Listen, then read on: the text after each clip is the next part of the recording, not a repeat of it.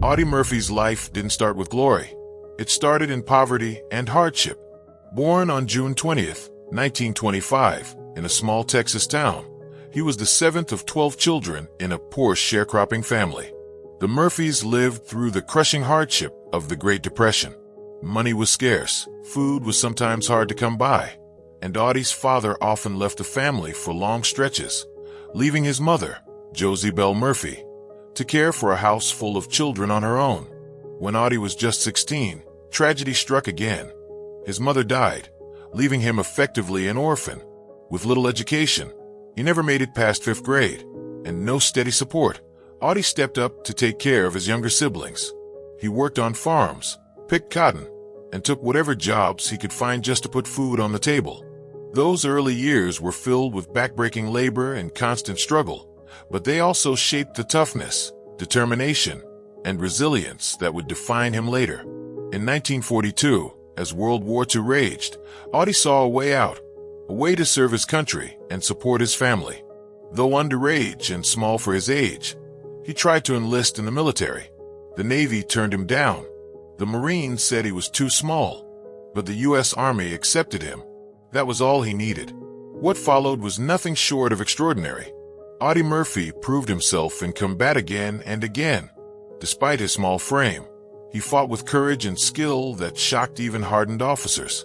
He quickly rose through the ranks, earning decorations for bravery in battle. His defining moment came on January 26, 1945, in a frozen forest near Holtzwihr, France. Murphy's unit was under heavy German attack, outnumbered and outgunned. Instead of retreating, Murphy did something almost unbelievable. He climbed onto a burning tank destroyer, manned its machine gun, and held off an entire company of German soldiers. He was alone, wounded, under fire, and yet he kept fighting for nearly an hour, calling in artillery strikes while returning fire. His actions saved dozens of American lives and helped turn the battle around. For this act of incredible bravery, Murphy was awarded the Medal of Honor, the nation's highest military decoration. But that wasn't all. By the time World War II ended, Audie Murphy had earned 33 medals and citations, every American combat award for valor then available, and several foreign honors too. He became the most decorated American soldier of World War II. When he returned home, he was greeted as a national hero.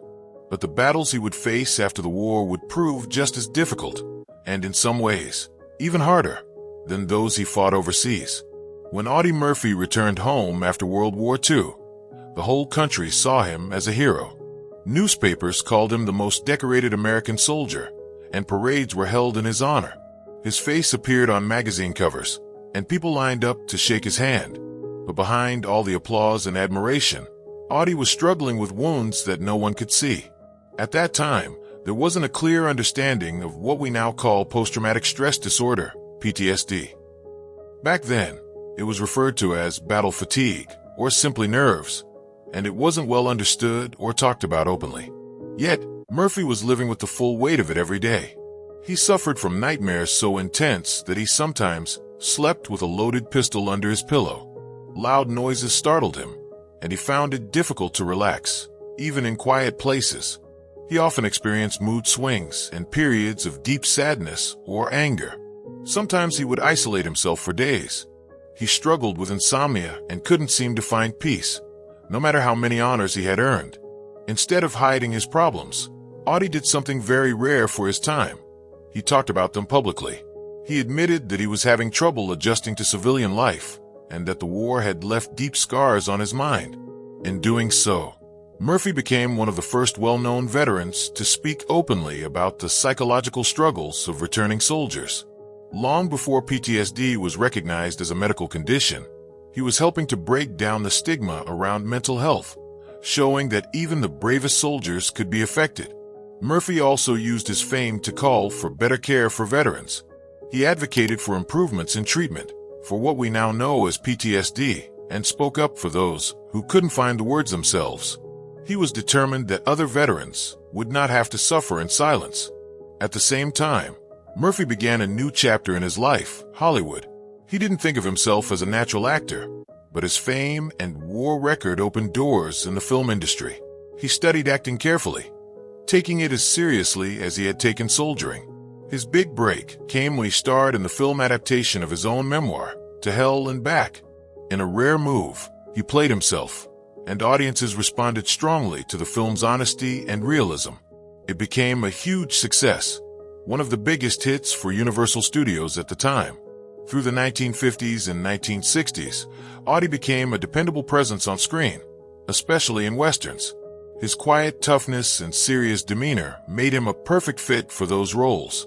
He worked hard, appearing in more than 40 films, and even tried his hand at songwriting, creating country and western tunes that were recorded by well-known artists like Dean Martin and Charlie Pride. But while his career was thriving, Murphy's inner battles never went away.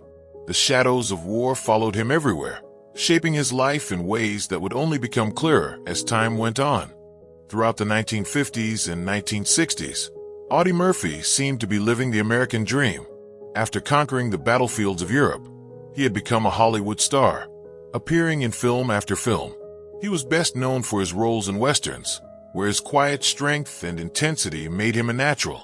Audiences connected with him because he didn't just play heroes, he was one. His real-life courage gave his performances a depth that few other actors could match. But behind the cameras, fame brought new pressures. Hollywood was a demanding world, and the attention could be overwhelming. Murphy was constantly in the public eye, expected to attend premieres, pose for photographers, and meet with studio executives. The quiet farm boy from Texas found himself surrounded by bright lights, parties, and big personalities, and though he handled it with grace, it wasn't where he felt most comfortable. At the same time, his personal life was becoming more complicated. Murphy married and had children, but balancing family life with the demands of his career wasn't easy. His ongoing struggles with PTSD made it even harder. He was haunted by memories of the war, suffering from insomnia and occasional outbursts. His moods could change quickly, and those close to him often felt the strain. Yet Murphy never gave up. He continued to work tirelessly, both in front of and behind the camera. He sometimes served as a producer, screenwriter, or creative advisor on his films, always striving for authenticity and excellence. Colleagues admired his dedication and work ethic. Even when he wasn't feeling his best, Murphy showed up, prepared and professional, earning respect from actors, directors, and crew members alike. In addition to acting, Murphy explored music. He wrote lyrics for country and western songs, collaborating with respected artists and earning a reputation as a talented songwriter. His creativity seemed to know no limits. Despite his success, Murphy's financial situation was often shaky. He invested in various business ventures, some of which failed, and he faced lawsuits and debts over the years. His generous nature didn't help. He often gave money to help friends and fellow veterans, sometimes at the cost of his own financial stability. But even in difficult times, Murphy maintained the respect of those around him. People admired not just his achievements but his character. Quiet, humble, and deeply principled. He was a man who had seen the worst of war and still chose to live with integrity, honesty, and compassion. By the early 1970s, Audie Murphy had built a rare kind of legacy. A soldier who became a movie star, a songwriter, and an advocate for veterans' mental health. He was more than a celebrity.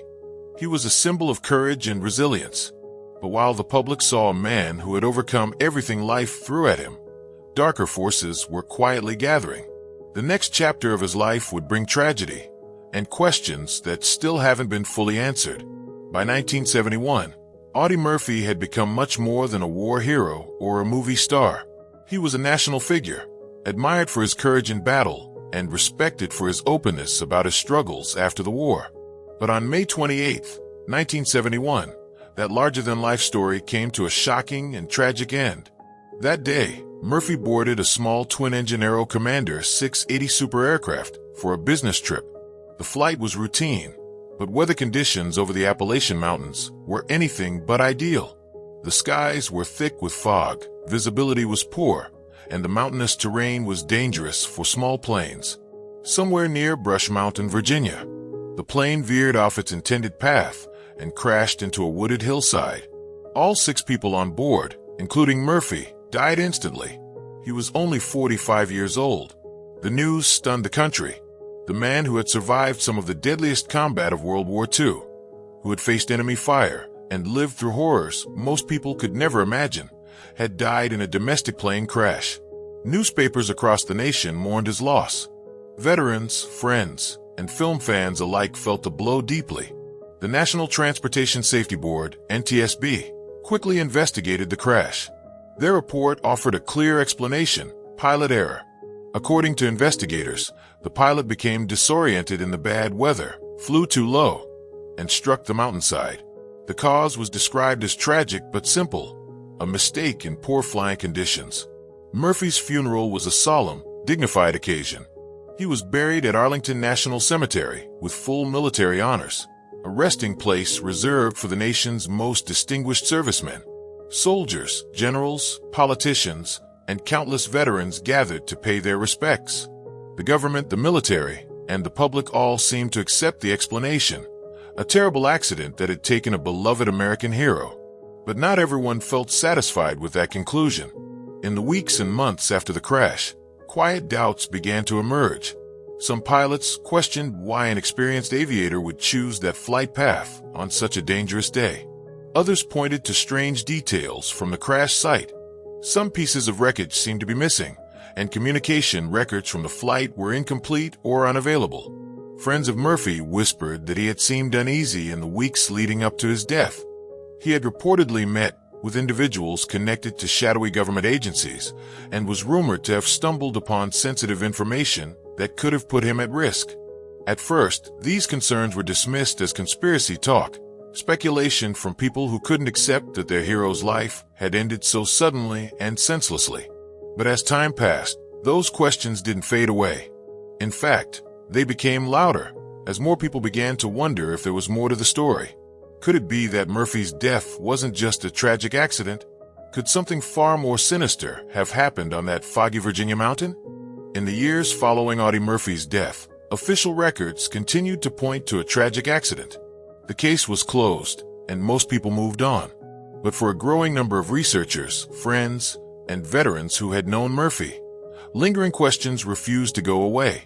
The first thing that troubled many was the pilot's decision-making. The man flying Murphy's plane was experienced and had flown that route before. Why then did he choose to fly through treacherous weather that day? The mountains were dangerous even under better conditions, and visibility was almost zero. To some, it simply didn't add up. Then there was the issue of the wreckage itself. People who arrived early at the crash site reported strange things. Debris seemed to have been disturbed before authorities fully secured the area, and some key components, including parts of the control system, were reportedly missing or moved when the investigation began. Some wondered whether someone had tampered with evidence before investigators arrived. Adding to the mystery were stories about Murphy's behavior before the flight. Friends described him as tense, distracted, and even suspicious in the weeks before the crash. According to some accounts, Murphy had received warnings and was being followed. He had reportedly told people that he was meeting with individuals who had ties to government agencies and intelligence operations. This raised new questions. Why would a man like Murphy, who was outspoken but never reckless, be meeting with shadowy figures? Was he involved in something secret? Had he learned something he wasn't supposed to know?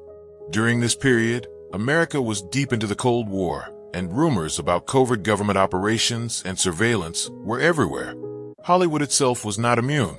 There were long-standing whispers about connections between movie studios and intelligence agencies, and some believed that Murphy's fame and military background had made him a valuable, or perhaps dangerous figure. Some even speculated that organized crime might have played a role. Murphy's post-war years weren't without financial troubles. He had made some bad business deals and accumulated debt, which made him vulnerable. Could his financial struggles have put him in contact with dangerous people? Could this have led to threats or worse? At first, these theories were mostly dismissed as speculation from people who couldn't accept that their hero's life had ended so suddenly. But over time, those whispers turned into serious investigations.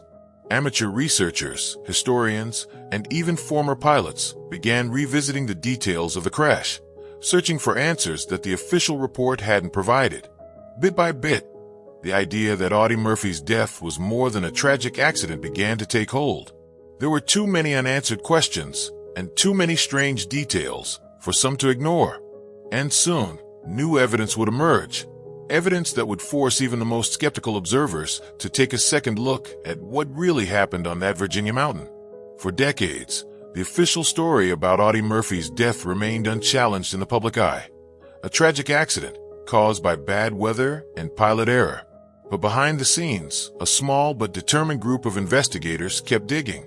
They believed something had been missed or hidden from the start. And then, after years of searching, they uncovered new evidence that would change everything. The breakthrough came when fragments of the crashed plane were found in a government storage facility. These parts had been collected during the original investigation, but never fully analyzed with modern technology. When specialists examined the materials with today's forensic tools, what they discovered was disturbing. Several control cables, essential to operating the aircraft safely, showed signs of damage, but not the kind expected from a crash. The cuts on these cables appeared deliberate, clean, and made before impact. There were also irregularities in the plane's electrical wiring, suggesting that systems may have been tampered with prior to takeoff. These findings alone raised serious questions about whether the crash was truly accidental. But even more surprising were newly uncovered maintenance records for the Aero Commander aircraft. Some entries had disappeared from the file completely. Other records, recently declassified, revealed that the plane underwent unexplained repairs just days before the fatal flight. Repairs that didn't match with a regular maintenance schedule or logs. As these discoveries came to light, investigators began looking into who had access to the plane in the days before the crash. That's when even darker suspicions arose. According to some testimonies, individuals with government ties were seen near the aircraft prior to the flight. Some former military and intelligence personnel suggested that Murphy had been under quiet surveillance in the months leading up to his death. Then came the testimony of a whistleblower, a former government employee who, after decades of silence, finally came forward. This individual claimed that Murphy had stumbled across sensitive Cold War-era information while working in Hollywood. Details remain unclear, but according to the whistleblower, Murphy's military background, fame, and behind-the-scenes involvement in film productions had given him access to conversations and documents that he was never meant to see. The whistleblower hinted that powerful people feared Murphy might go public with what he had learned, and they could not risk that. The implication was chilling. Murphy's death was no accident. It was a carefully planned operation designed to silence a national hero before he revealed dangerous secrets. Murphy's family, confronted with this new evidence, began speaking out. Though they had accepted the official story for years, these new findings forced them to reconsider everything. They publicly called for an independent investigation, saying that too many questions remained unanswered. For the first time in decades, the possibility that Audie Murphy's death was something far more sinister than a tragic accident was being taken seriously. As the new evidence gained attention, the story of Audie Murphy's death took on a very different tone. What had long been accepted as a simple aviation accident was now viewed by many as a potential cover-up, a quiet elimination of a man who had survived the horrors of war but may have known too much about secret Cold War activities. For Murphy's family, the revelations were painful and confusing. They had spent decades mourning him as a victim of fate and tragic circumstances. Now, they were being asked to consider that his death might have been the result of betrayal at the highest levels. They began speaking publicly, urging the government to reopen the case and conduct an independent review. The public reaction was mixed. Many who admired Murphy were shocked by the idea that their hero might have been deliberately silenced. Others remained skeptical, saying that the new evidence, while troubling, wasn't enough to overturn the official investigation's findings. After all, conspiracy theories had surrounded many famous figures, especially those who died suddenly or mysteriously. Was this just another example of people looking for a hidden story where there was none? Yet, the more people looked into Murphy's life in his final years, the more questions emerged. It became clear that Murphy had moved in circles that put him close to sensitive topics: politics, Hollywood, Cold War intelligence, and business ventures that may have brought him into contact with dangerous individuals. Hollywood in the late 1960s and early 1970s was not just about movies. It was a place where government influence, organized crime, and Cold War politics sometimes intersected. Murphy's fame, his military background, and his honesty may have made him a person of interest to more than one powerful group. Some believed that Murphy's openness about his struggles with PTSD and his refusal to simply play the part of a quiet celebrity made him even more dangerous to those who preferred secrecy. Amateur investigators and journalists began uncovering even more details that fed the suspicion. For example, some reported that shortly before his death, Murphy had begun gathering information for a possible book or film that could have exposed uncomfortable truths. Others pointed out gaps in air traffic control records from the day of the crash, with missing logs and incomplete communication transcripts that could have shed light on what really happened during that final flight. At this point, Murphy's death was no longer just a story about one man's tragic end. It became a symbol of how complicated, and sometimes dark, American life had become in the shadow of the Cold War. If a national hero like Audie Murphy could die under suspicious circumstances, who else might have suffered the same fate? The new questions around Murphy's death began to change how people thought about his life. He wasn't just a soldier-turned-actor. He was now seen as a man who may have gotten too close to dangerous secrets and paid the ultimate price for it. Today, over 50 years after Audie Murphy's tragic death, the questions surrounding his final flight remain unresolved. The official explanation, pilot error in bad weather, still stands in government records. Yet for many, that story no longer feels complete. Too many odd details, missing records, and suspicious circumstances have created a cloud of doubt that won't go away. The evidence that has emerged in recent years is unsettling. Signs of tampering with the plane's controls, discrepancies in maintenance records, witness accounts suggesting Murphy was under surveillance, and a whistleblower who hinted that Murphy had discovered sensitive Cold War secrets that made him a risk. All of this suggests that the crash may not have been the tragic accident it appeared to be. But no one has ever proven, beyond a shadow of a doubt, that foul play was involved. The records are incomplete. Some key documents may have been lost or deliberately destroyed, and several individuals who might have known the truth have since passed away. The deeper investigators dig, the more they run into dead ends. Murphy's family, once silent on the matter, has become more vocal. They've called for a fresh investigation, hoping that modern technology and today's access to declassified documents might finally shed light on what happened. Veterans groups, historians, and even some politicians have joined their call, arguing that a man who gave so much to his country deserves nothing less than the full truth. If Murphy really was targeted, whether by organized crime, secret government operatives, or some other force, we may never know exactly why. Was he planning to write a book that revealed Cold War secrets? Did he know things from his military or Hollywood connections that made him a threat? Or did his personal struggles and financial troubles put him in the path of dangerous people? These are questions we may never be able to answer fully.